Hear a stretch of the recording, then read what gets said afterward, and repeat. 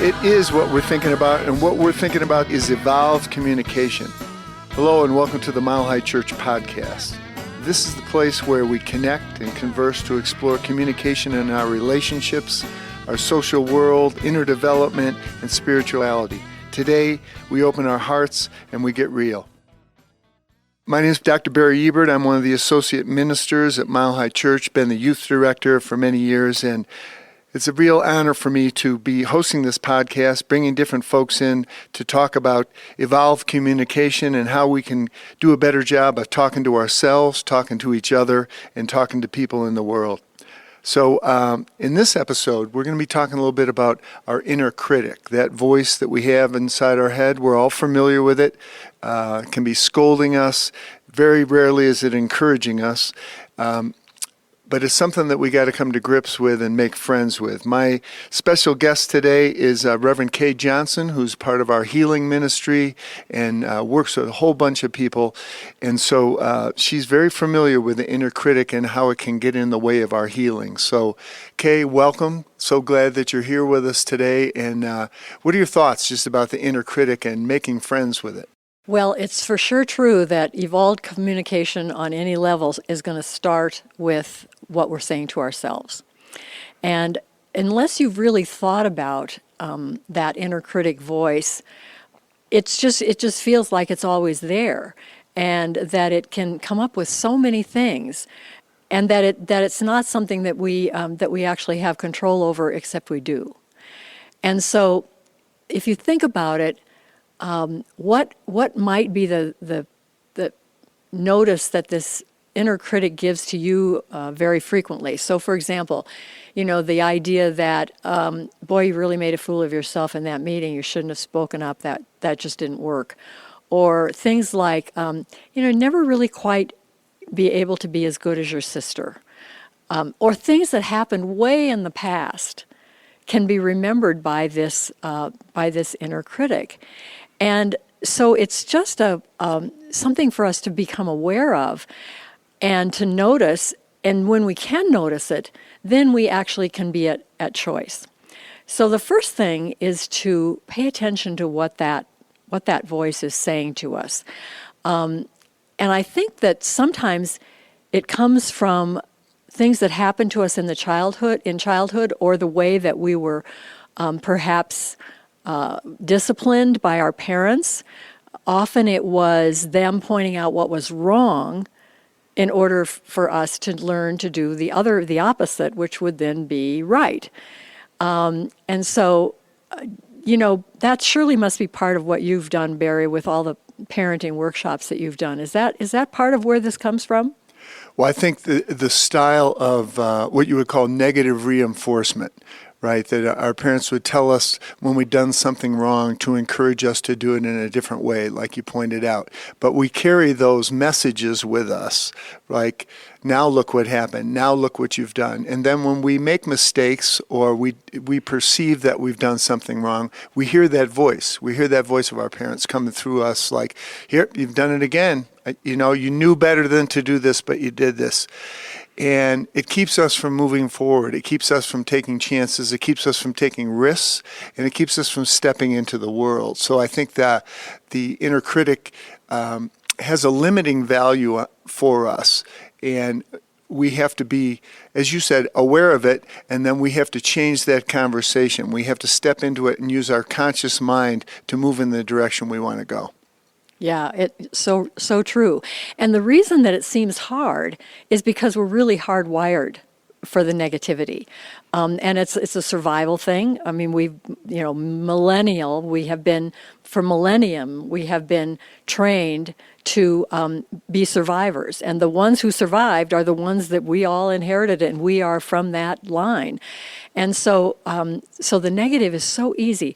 Actually, a therapist and an author and writer about this kind of thing named Rick Hansen has coined this phrase, which is really quite perfect. He says, negativity for the mind is like Velcro, and the positive experience like Teflon. Just rolls off, and the other one just stays with us, which is kind of an interesting way to think about it. So I think the first step is to become aware. And one of the things that we often do in the classes that we teach in the healing ministry is to try to get people to become aware of what it is they're thinking.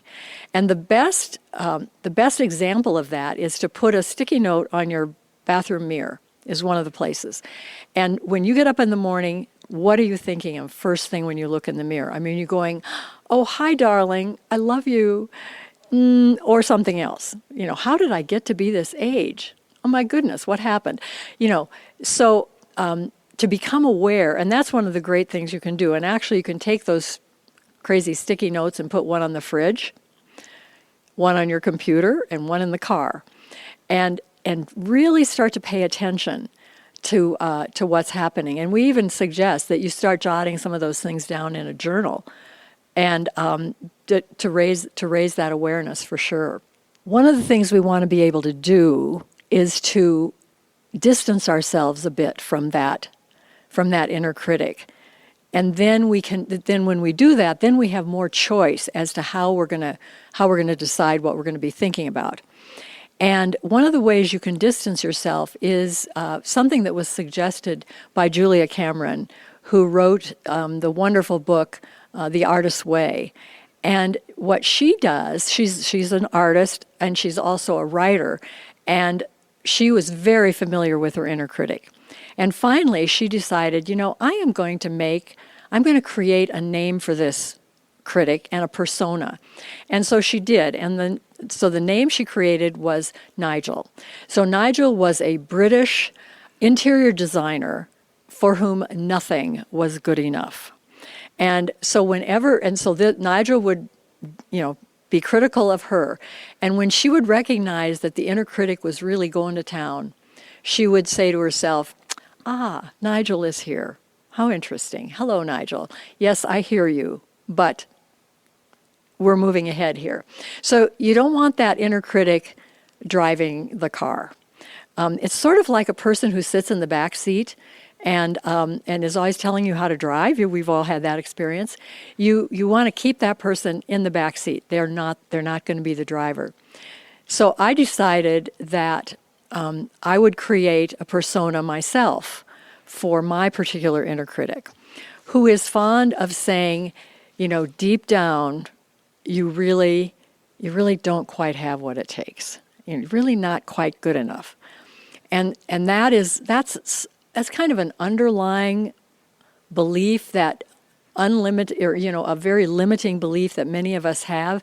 We've had experiences that have made us feel like we're not quite enough, and then that's something we can carry forward very easily, and it'll pop up whenever we make a mistake, whenever we do something that we really did not intend to do. And so that can certainly come up there. So I decided to design my own persona. And so for me, it was a Midwestern, sturdy woman of an age, never married, so she had plenty of time to point out what was wrong. And I call her Nagging Nellie. I guess it starts with an N still, just like Nigel, but that must be a coincidence. Anyway, and I see her, I visualize her hanging up wet laundry outside with old-fashioned clothespins and even the huge wet sheets. And do you know how heavy wet sheets are? I mean, they really are heavy. But she is tough. But I decided I could befriend her as well. So I threw her a boa, thinking, just lighten up a little bit, Nellie, and just stay in your spot. So, Barry, I'm going to tell everybody that you wrote that song that we play at the beginning of this podcast, which I love. It's always been one of my favorites. So what about you as an artist starting on a creative project? What about your inner critic? Well, I think a lot of it has to do with interrupting our patterns of negative thinking, because we kind of go down roads, and this is part of the thing that you're referring to too. We kind of get into a loop of negative thinking, which keeps us from moving forward. And one of the things as a writer, whether I'm writing columns for a magazine, I'm writing songs, is you've got to start with a sloppy copy. You've got to start with something that's not that great. but you're sitting down and you're doing it. And then you're going to edit it and you're going to make it better. But if your inner critic keeps you from starting, that's the thing that you have to be aware of, right? When you're going back and editing, that's a different thing. But you've got to get yourself started, and you've also got to work on your inspiration and have the courage to just keep going. And your critic who's holding you back, you have to not allow it to interrupt your patterns. You know, that great book, The War of Art, is about resistance, right? Stephen Pressfield. It's about resistance and all the thing that keeps you from doing your work as an artist. And I think that that's the thing that's been important to me, is just realizing this is just resistance. My mind's just making this up to keep me from getting to work and doing the work that I want to do. Sit down and do it. And I think interrupting our patterns of negativity, interrupting that critic that's coming to you, and you've got an idea and you're starting to work on it, and then that you can hear that critic, that negative Nelly coming in and going, you're not going to get that done. You don't have time to do that. You've got to interrupt that pattern of thinking and put yourself in the direction that you want to go. And I think part of what we're talking about here is the executive functioning of our conscious mind is stronger than that if we use it. If we use it, and we need to be conscious of it and move forward with it, and you deal with a lot of people who are dealing with anxiety because of information that they've taken in from outside, and you're trying to connect people with their heart and with their spirit and what they know deeper in themselves about themselves. And I think that's why the inner critic is such a crucial thing in your work when you're talking to people about healing. Don't you think that that's true? That there's an inner part of them about whether or not they deserve to get better, or if they've done something to cause themselves to get sick, or there's something inherently flawed about them. And that pattern of thinking, unless they interrupt it and get onto a different wavelength, is not going to do them much good. It'll actually keep you stuck. That's what the inner critic can do that's so damaging. It can actually keep you stuck so that you don't want to move or do anything. And so often when in the kinds of people that you've described with a diagnosis, that is a feeling that you can have, is that you're very stuck and that you don't know what to do, and everything seems incredibly negative. And so one of the things in a really serious situation like that is to be able to actually enlist some self-compassion, to be able to, and I want to make this so okay for everybody, to say to yourself the way you would speak to a good friend, and just say, this is hard. This is really hard. And let that be okay. In other words, just acknowledging that you're in that spot where things are hard, they're not going well, you've done something that you wish you could take back, or else you just don't even know how to move forward in this moment. And the other thing about admitting and being able to say to yourself, this is really hard, but I'm doing the best I can. That's the kind of thing you would say to a friend. You're doing the best you can. And you know what? Things will get better. Things will move ahead. Those are statements of compassion that we really owe to ourselves. The other thing that I'd like to just point out to everybody is that, you know what? Everybody has stuff like this. We think some people have it all together and are just operating perfectly. It's because it sort of feels that way, or it seems like that. And social media, frankly, can promote that kind of idea. You see all this great stuff that other people are going and doing, and then you think, what am I? Where am I in this? So, but the truth is, everybody has this stuff going on. Everybody, and that really makes us part of this being human. And again, when you can just take that kind of attitude, you go, okay, I get it. This is part of me, this voice, but it's not all of me. It's not even the best of me at all. Well, I think you bring up a good point about, in modern life, we have access to so much outside information that's coming at us of what other people are doing. We go through these political cycles where there is so much anxiety that's projected on us because of all the conflict.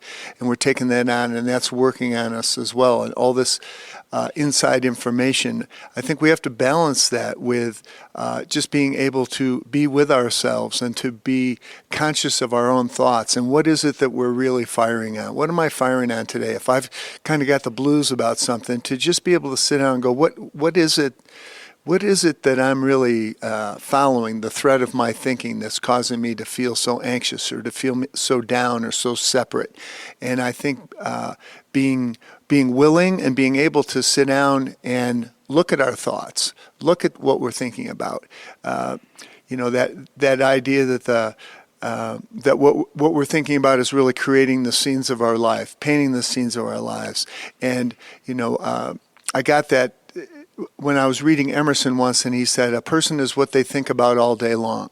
And by interrupting our patterns and just trying to look at what is it that I'm thinking about now? And when you're dealing with a diagnosis or you're dealing with something serious in your life, it can take over your whole thinking, and you can miss all the beauty that's around you because you're not looking at it, because you're so mired into that negative pattern. And I think the idea of the inner critic keeps us from experiencing the joy that's available to us. So often what we're thinking about is either in the past, what did I do to deserve this? What did I do to deserve this diagnosis? Or what did I do that caused this whole thing to fall apart? Or we're thinking in the future, especially about how bad things could get.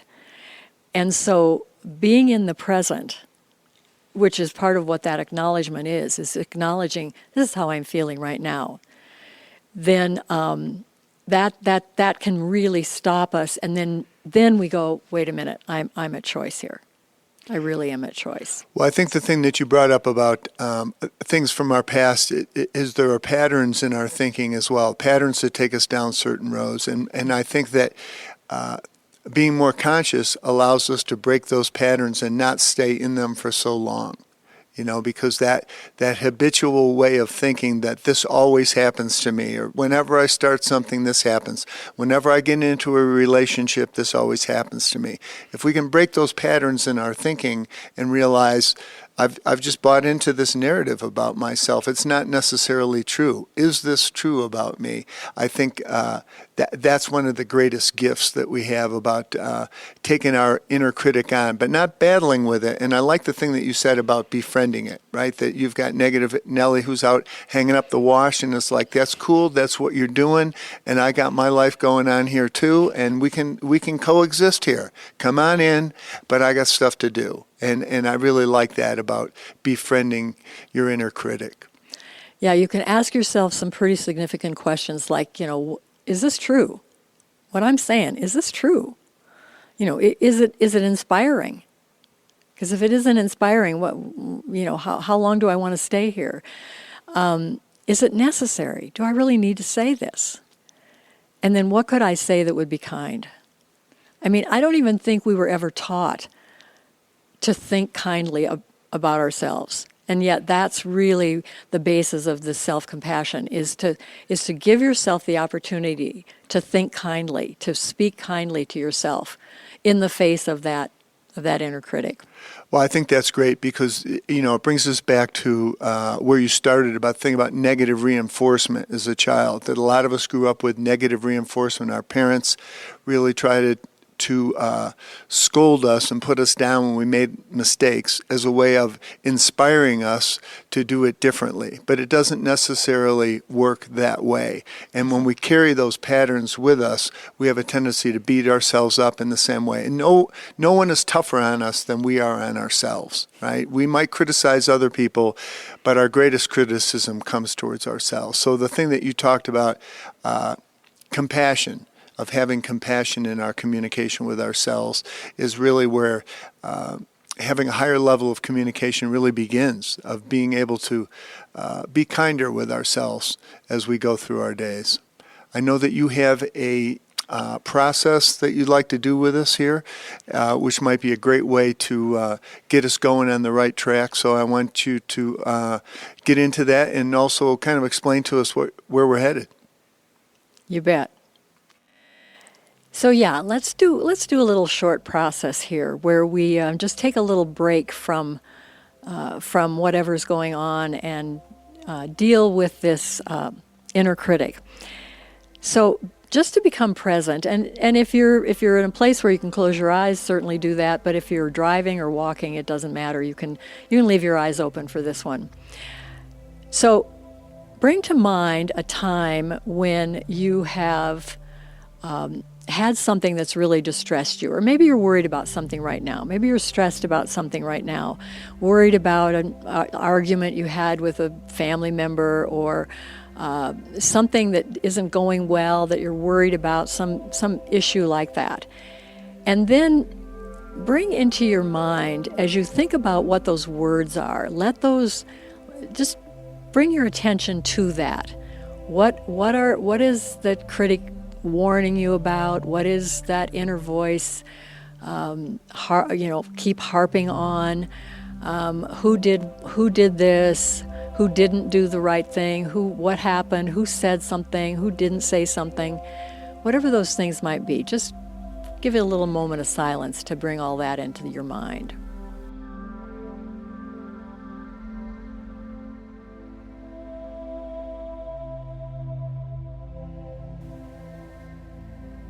So then as you're reviewing that, let's give that voice a name. Just whatever pops into your mind first. Let's make that a persona with a name, like I explained earlier for myself and for Julia Cameron. And then start to imagine what that person might be like. What they might look like, what they might be doing. Is that the person in the back seat of the car that's always nagging? Or something else. Doesn't even have to be a person, actually. It could be a cartoon character. So now that you have a name and a persona, hopefully, and again, I would suggest that you jot this down somewhere just for the fun of it, and maybe expand it a bit. What are they doing and so forth. And you might also throw a little something, a little bonus to that inner critic, because the truth is they're trying to keep you safe. They're trying to keep you from going against the goals that you've set. They don't want you to fail. It's interesting to look at it that way. So if it's that person in the back seat, maybe you should need to throw them a couple of cookies. Like I threw the boa to nagging Nellie. We're together. We're always going to be together. But you are not going to drive the car. And so let's just move into some self-compassion at the same time. And so I would invite you to just take in these words as blessings upon yourself. This might be hard, but I'm doing the best I can. I know deep down that things will get better. Things will improve.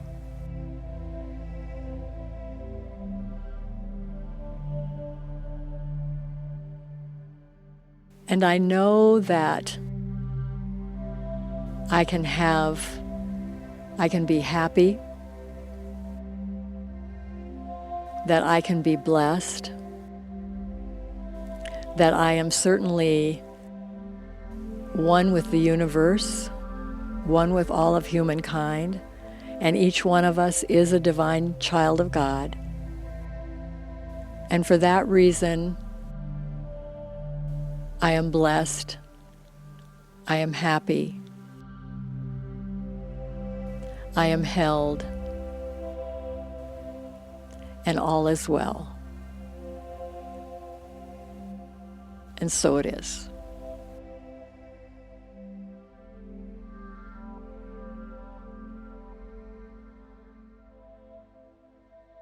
Thank you. Thank you, Kay. So thanks for being with us today, and I appreciate all your insights on the inner critic. And everybody listening, I hope you gained some new insights about your new inner world. And be sure to just subscribe to our podcast and tune us in again.